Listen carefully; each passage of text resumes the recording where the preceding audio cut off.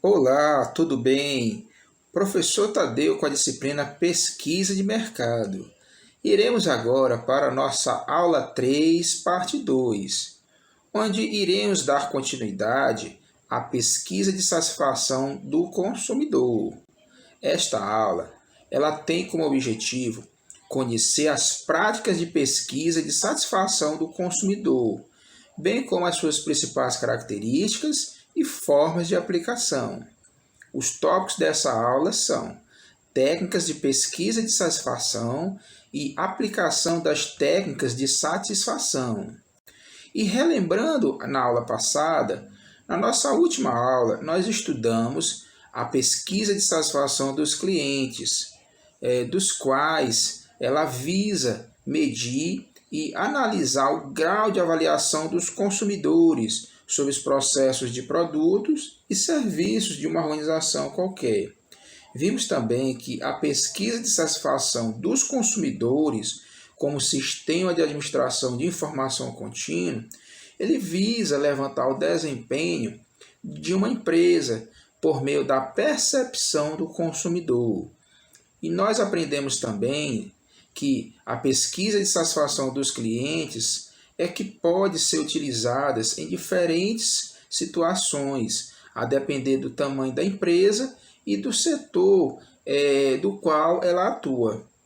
Pois bem, vamos dar continuidade ao nosso estudo referente à pesquisa de satisfação do cliente, que, além das 3 opções apresentadas na aula passada, ainda é possível levantar, buscar o nível de satisfação dos clientes por meio de uma métrica, de uma forma de medir chamada de NPS.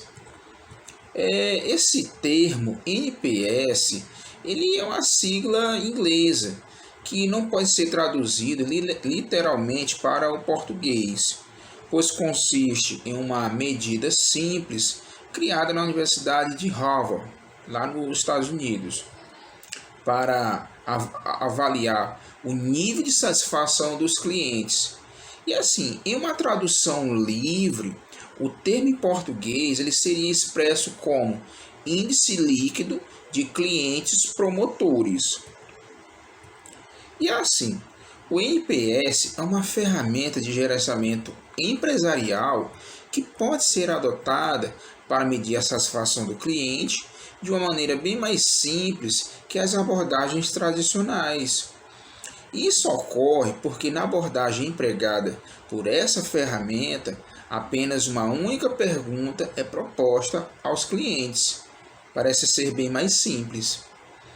Preferencialmente direcionada ao levantamento da intenção de recomendar ou não a empresa, o produto ou serviço para as outras pessoas. Vamos ver aqui um exemplo de pergunta possível para levantar o NPS, certo? Com qual intensidade você recomendaria nossa empresa para um amigo em uma escala de 0 a 10? Então, opcionalmente, é possível adicionar uma pergunta aberta, solicitando ao cliente a descrição do motivo de ele ter dado a nota para a primeira questão. Lembrando que o cálculo do NPS ele não envolverá a segunda questão, que no caso seria qualitativa, já que no cálculo do NPS foi citado na sentença anterior o que pensa de aprender o cálculo agora. E para calcular o NPS, basta a gente contabilizar a frequência, ou seja, a quantidade de vezes de cada possibilidade de resposta e agrupá-las em 3 grupos. Um primeiro grupo com as frequências das notas de 0 a 6. Um segundo grupo com as notas de 7 e 8. E um terceiro grupo com as notas de 9 e 10. Esses agrupamentos recebem denominações distintas descritas logo a seguir. Vejamos.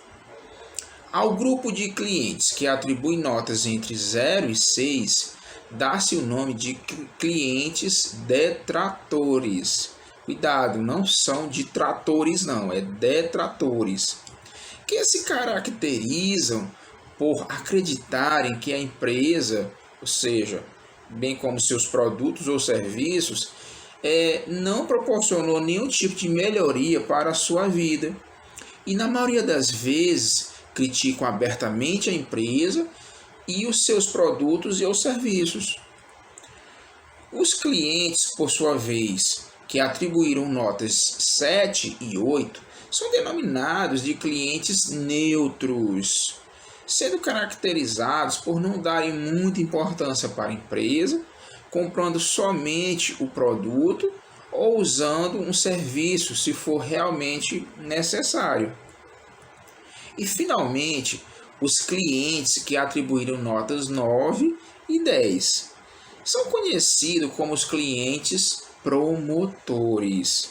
Então, é interessante, né? É importante que vocês possam estar atentos a essas associações relacionadas aos clientes, né? Essas denominações relacionadas aos clientes. Os clientes promotores, eles são aqueles que acreditam que a vida deles melhorou depois de conhecerem a empresa ou utilizarem um produto ou serviço. São clientes entusiasmados com a empresa e que costumamente eles fazem elogios, dão sugestões e são fiéis. Esse aí é o cliente que toda empresa quer. Logo após o agrupamento das respostas, o próximo passo é calcular a diferença entre a porcentagem do total de clientes que está no primeiro grupo, ou seja, de 0 a 6, que são os detratores, e a porcentagem do total de clientes que estão no terceiro grupo, 9 a 10, os promotores. Então, vamos ver uma figura para ilustrar o agrupamento e a forma de calcular o NPS. Vejamos. Então, temos aqui justamente essa métrica onde a gente pode observar os clientes detratores, especificar também os clientes que são passivos ou os neutros e os promotores, né? Então, logo abaixo nós temos a pontuação desses clientes e mais embaixo nós temos o cálculo do qual calculamos justamente o NPS, tá certo? Que é a porcentagem dos promotores, né, dos clientes promotores, menos a porcentagem dos clientes detratores. Então, dessa forma, fica mais fácil a gente entender esse conceito, essa ideia do NPS. Vejamos então um exemplo, a fim de que a gente possa firmar e entender essa ferramenta NPS. Uma loja de calçados perguntou a 200 clientes em qual grau eles indicariam a loja para as outras pessoas. Dentre os clientes, 95 deram notas 9 ou 10, ao passo que 25 clientes deram notas de 0 a 6. Portanto, 95 promotores menos 25 detratores é igual a um NPS de 70. Pois bem, nesse exato momento, você deve estar se perguntando: como então interpretar o resultado do NPS? O que significa essa numeração que acabamos de encontrar? Vejamos. De uma forma geral, a interpretação das notas NPS pode ser realizada da seguinte forma: notas entre menos de 100 indicam que a empresa se encontra em uma situação crítica, com elevado índice de clientes detratores. Já as notas entre 0 a 50 indicam que a empresa está em uma situação de aperfeiçoamento, com uma grande quantidade de clientes detratores e neutros. Por sua vez, as notas entre 50 e 75 apontam que a empresa se encontra em situação de melhoramento da qualidade, possuindo mais clientes neutros e promotores do que os clientes detratores. E, finalmente, as notas entre 75 a 100, que denotam que a empresa ela está em uma situação de perfeição, com elevado número de clientes promotores e poucos detratores. E é bom ressaltar que essa é uma análise que deve ser feita respeitando-se o contexto e as especificidades de cada empresa. Vale lembrar também que essa ferramenta NPS ela é um índice geral, quantitativo, do nível da satisfação ou insatisfação dos clientes. Ou seja, não se apontam os motivos da satisfação ou insatisfação. Isto é, não tem caráter qualitativo, uma vez que está se trabalhando com valores numéricos. E uma alternativa para verificar como anda o atendimento ao cliente e levantar dados qualitativos é a abordagem do cliente oculto. Já ouviu falar desta abordagem?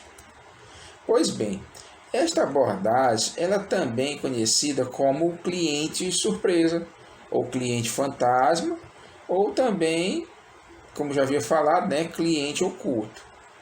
E ela ajuda a identificar falhas no atendimento ao cliente, contribuindo para neutralizá-las e elevar o nível de satisfação dos consumidores. A abordagem ela consiste no seguinte: em treinar indivíduos a se comportarem como consumidores e enviá-los para as lojas como se fossem clientes normais. Parece até as pegadinhas do Silvio Santos. Simulando com isso situações de compras nas quais se exige atendimento personalizado e de alto nível. Esses clientes eles avaliarão o atendimento em termos de algumas variáveis, como a linguagem dos atendentes, o tempo de atendimento, a cortesia e o trato no atendimento e até as condições de higiene do local. Vamos abordar aqui um exemplo, para que fique assim mais bem claro, tá certo? Uma rede de farmácias com 25 lojas contratou uma empresa que presta serviços de avaliação por meio da abordagem do cliente oculto. Cuidado, não é amigo oculto, é cliente oculto. O resultado dessa decisão estratégica foi a elevação do nível da satisfação do cliente em 1,8 pontos, uma escala de 0 a 10, ficando apenas 0,1 de uma nota 9. Além de incrementar o nível de satisfação dos clientes, a abordagem do cliente oculto ajudou essa rede de farmácias a aumentar o seu faturamento por meio de um procedimento bem simples, que era o de orientar os atendentes e caixas das lojas a sugerirem a compra de produtos associados aos produtos comprados, como lenços de papel para quem está comprando remédio para a gripe, ou pomada contra assaduras para quem está comprando fraldas descartáveis. E realmente eu tenho observado isso também na prática, Geralmente quando a gente vai numa determinada farmácia, comprar algum tipo de remédio, Dependendo do problema que você apresenta, geralmente os balconistas eles oferecem o que? Algum tipo de suplemento, né? Justamente por conta dessas técnicas, né, de satisfação. E esse tipo de abordagem surpresa está cada vez mais sendo adotada pelas empresas, principalmente em países como o nosso, né, países emergentes como o Brasil, em que reclamar não faz parte da cultura do nosso povo. O brasileiro, comparado com outros povos, ele não tem muito hábito de reclamar, de exigir. Então, assim, para finalizarmos, né, um pouco dessa ideia, né, dessa última técnica, vale destacar que a pesquisa de satisfação de clientes também é utilizada pelo setor público. Você consegue desconfiar disso? O setor público também ele tem interesse em consultar a opinião dos usuários em relação aos seus benefícios. Pois é dessa forma que os governantes eles conseguem enxergar os pontos positivos e negativos que estejam influenciando a satisfação dos cidadãos em relação às ações dos gestores públicos. E baseando-se nesses dados para poder aumentar ou diminuir a abrangência de um programa, ou até mesmo descontinuá-lo, se não estiver atendendo às expectativas da população, por exemplo. Com tudo isso que foi abordado, dizemos que em uma pesquisa de satisfação dos consumidores, é importante desenvolver um plano personalizado que leve em consideração as especificidades do ambiente no qual o negócio está inserido. Vamos ver então uma forma prática da aplicação destas pesquisas. Vamos então para uma parte prática, onde podemos aplicar algumas dessas técnicas numa situação problema. A nossa situação problema, ela tem a ver com a satisfação da clientela em um determinado atacado. Vamos então analisar uma situação problema relacionada à satisfação dos clientes de um determinado atacado. Vou descrever então essa situação problema. Uma loja que só vende utensílios domésticos no atacado notou que alguns dos seus clientes mais antigos começaram a comprar uma quantidade cada vez menor de produtos, reduzindo ainda a frequência com que compareciam à loja. O dono da loja desconfiou de que esse poderia ser um problema causado pela insatisfação dos consumidores com a loja, embora ele não fizesse ideia da fonte que estaria gerando essa insatisfação. A loja, por sua vez, ela tem mais de 40 mil clientes cadastrados entre revendedores de porta em porta e pequenas e médias lojas de bairro. No entanto, apenas 15 mil desses clientes estão ativos e compraram com a frequência mínima de uma vez por mês nos últimos 12 meses. Além da loja física, há também um canal de vendas próprio por telefone, com 10 atendentes de telemarketing. Na loja física, onde também está localizado o depósito, além dos 4 caixas, trabalham 2 auxiliares de limpeza e 4 atendentes, um para cada 2 corredores da loja. Ela comercializa os seus produtos em uma loja eletrônica. Contudo, ela tem um website que serve também como ferramenta de comunicação e ainda de catálogo eletrônico para a venda via telemarketing. O dono dessa loja, ele já sabia de sua reputação de bom pesquisador mercadológico e o convidou para desenvolver um plano de pesquisa mercadológico de satisfação de consumidores que produzissem inteligência de mercado suficiente para resolver a sua dúvida. Então, qual seria a proposta para resolver esse caso? Como você ia desenvolver uma pesquisa de mercado do qual pudesse auxiliar o dono desta loja? Lembre-se, a pesquisa de satisfação de clientes, ela visa medir e analisar o grau de avaliação dos consumidores sobre os processos, produtos e serviços de uma organização qualquer. Não esqueça disso. Pois bem, vamos à resolução da nossa situação-problema. Então, assim, para resolver essa situação-problema, um plano de pesquisa ele deve considerar o seguinte problema: qual é o grau de satisfação ou insatisfação do nosso cliente em relação ao nosso negócio? Começa-se por aí. O objetivo derivado desse problema seria levantar as causas de satisfação e insatisfação dos nossos clientes.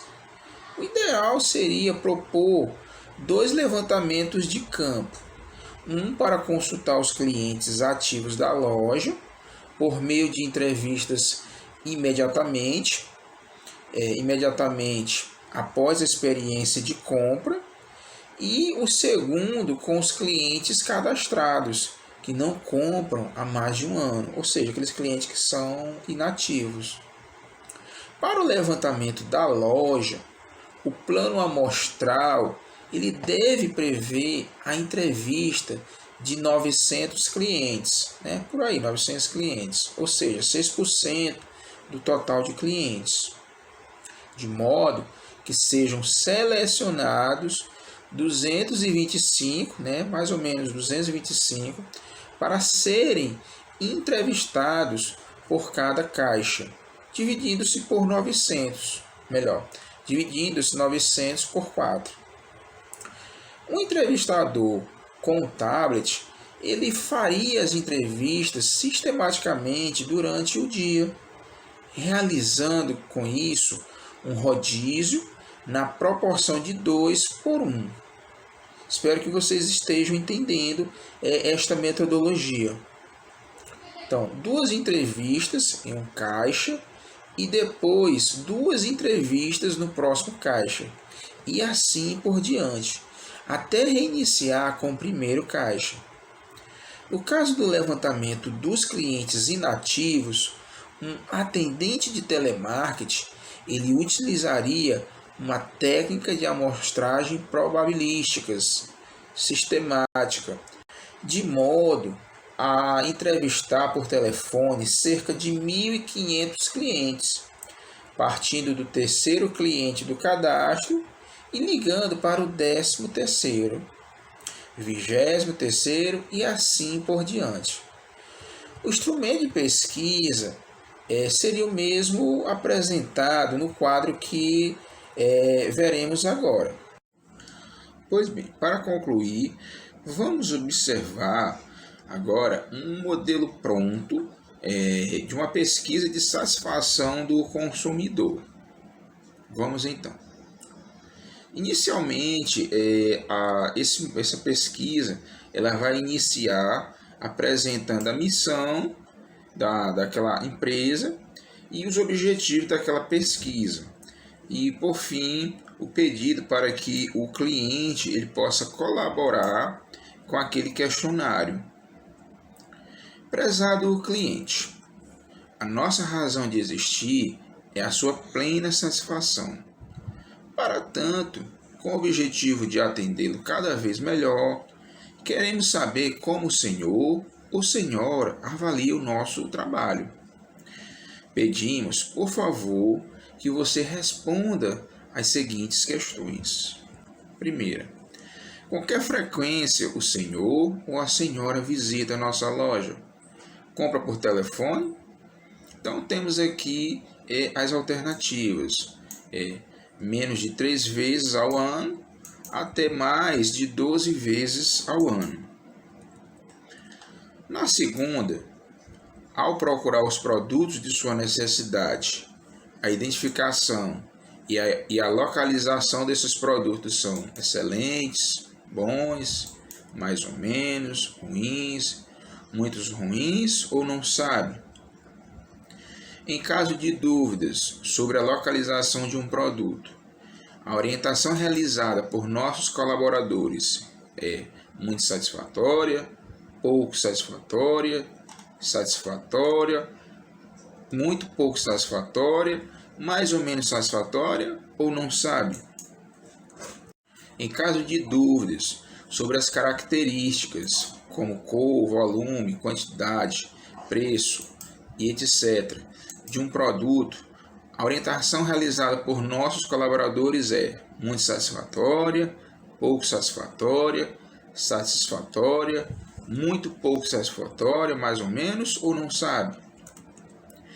Em termos de pronto atendimento, nossos colaboradores são muito rápidos, muito lentos, mais ou menos, ou não sabe.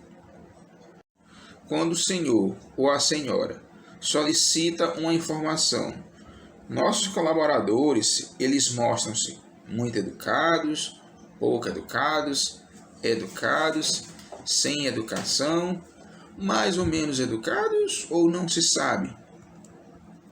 Em termos de atender sua expectativa, qual dos setores seguintes é o melhor da loja? Escolha no máximo 2 opções: estacionamento, caixas, cobrança, atendentes, crédito e almoxarifado. E por fim, este espaço está aberto para suas críticas e sugestões. Obrigado por responder. Então aqui é colocado uma questão subjetiva, onde o cliente ele vai expor o seu ponto de vista e as suas expectativas em relação à empresa, né? Oferecendo, se possível, alguma sugestão de melhora, caso encontre algum problema. Então, é assim. Resumo da aula. Nesta aula, nós estudamos o NPS, que é uma ferramenta de gerenciamento empresarial que pode ser adotada para medir a satisfação do cliente de uma maneira bem mais simples que as abordagens tradicionais. E nós aprendemos também que a pesquisa de satisfação de clientes também ela é utilizada pelo setor público. E também aplicamos as técnicas de satisfação com a aplicação do planejamento da pesquisa para a tomada de decisão mercadológica. Pois bem, essa foi a nossa aula e eu aguardo vocês na nossa próxima aula. Até mais!